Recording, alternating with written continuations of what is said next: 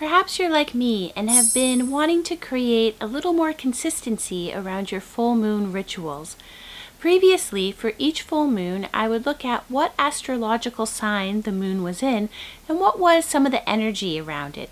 I would then try to craft a way to really tap into that energy of the full moon so that it allowed me to follow the rhythms of the moon. I still think this is a really wonderful and beneficial way for honoring the full moon, but for a few years now, I've just felt this sort of urge to have something that was, again, more consistent. Something I would do that was for each full moon. For example, perhaps I would write during each full moon phase, or perhaps dance during each full moon phase, perhaps bake something new for each full moon phase, something that really allowed me to tap into some of the creative energy that can be around the full moon.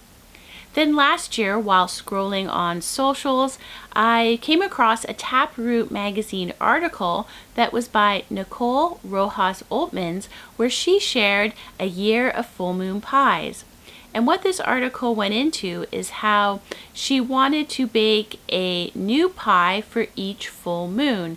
And this really just was the catalyst to push me over the edge and decide that this year would be the year that I create a year of blank full moon rituals.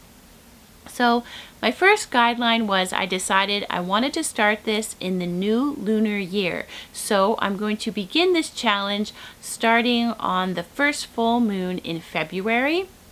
Next up, I am trying to decide what activity I'm going to do, what I want to try to create, how I'm tapping into the energy of the full moon for each month, by just sort of brain dumping all my ideas right now on a piece of paper, and I'm slowly whittling it down and trying to follow my intuition to decide exactly what the activity will be. Still have a little bit of time to decide on that. The next guideline I made for myself is that I have to do this activity during the full moon phase, which can mean the evening before, evening of, evening after, anywhere within that full moon phase period. It didn't have to be specifically on that day or evening of the full moon. And lastly, I want to make sure that I journal about what I do, how I'm feeling, anything that seems to be around this full moon, so that at the end of the year, I'm really able to look back and reflect on this year of blank full moon rituals. I wanted to create this video to maybe inspire others to join along, or maybe you already do something similar and would like to share in the comments below. I'm going to be sharing what I'm doing each month and how it's going on the Gently Being newsletter, which you can subscribe to down below if you would like.